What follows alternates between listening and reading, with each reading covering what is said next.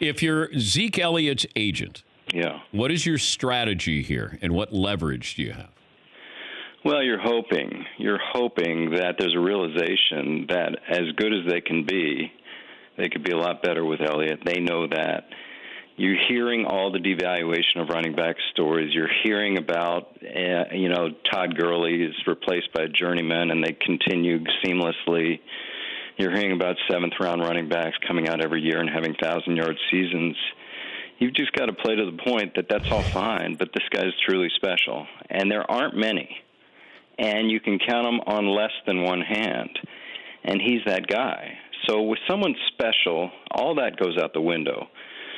And you pay him at the top of the market now rather than waiting until he's more situated contract-wise to do that.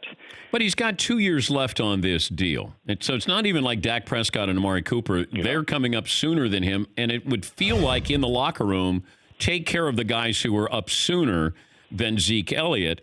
But can I give him a contract that does give him money, extends him, but it's also team-friendly? Yeah, I think that's what's going to happen. Now, everything I was just saying, I'm putting on my Packers hat, my executive hat, and I have arguments to refute that, a couple of what you just mentioned. Here's the problem. Not only do you have devaluation of running backs, but you just mentioned you have star players closer to the end of their contract. And everything you do as a team executive, everything you do is judged by the rest of the team.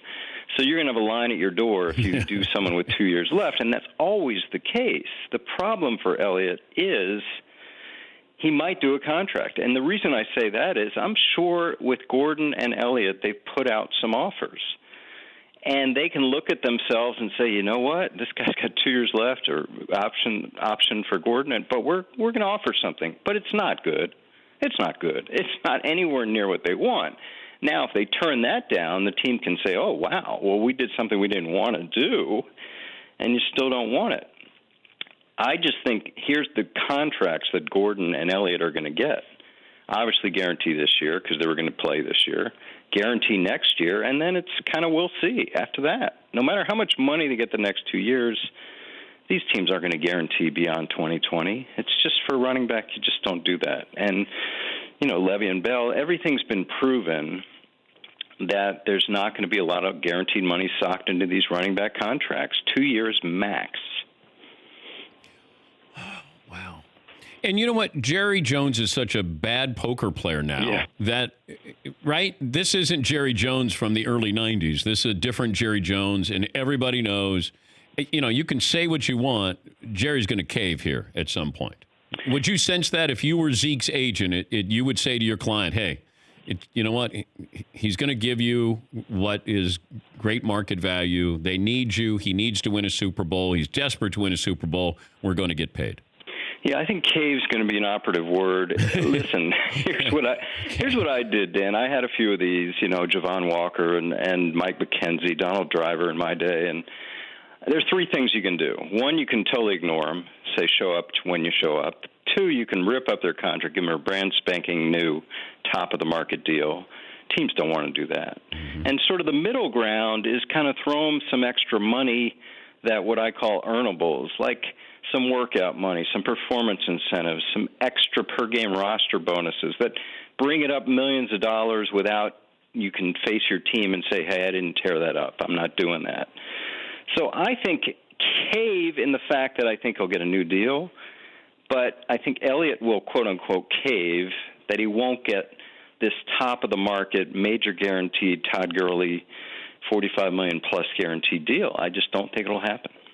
But I also look at this, and the leverage the Cowboys may have is, you know what, we're going to give you less guaranteed money because look at the way you've acted off the field, right. We're sorry, we can't give you that guaranteed money that you think. But do you think that is going to be used in this situation?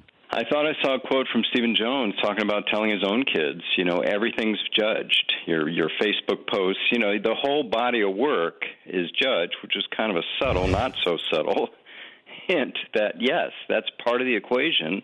And when I negotiated contracts, I didn't hit it over the head with a hammer to the agent, but they knew. Someone had off-the-field problems, someone had character issues well documented.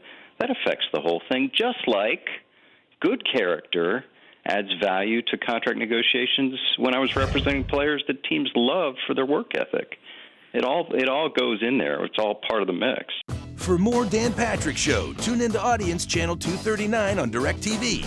Stream for free on BR Live or download the Dan Patrick Show app.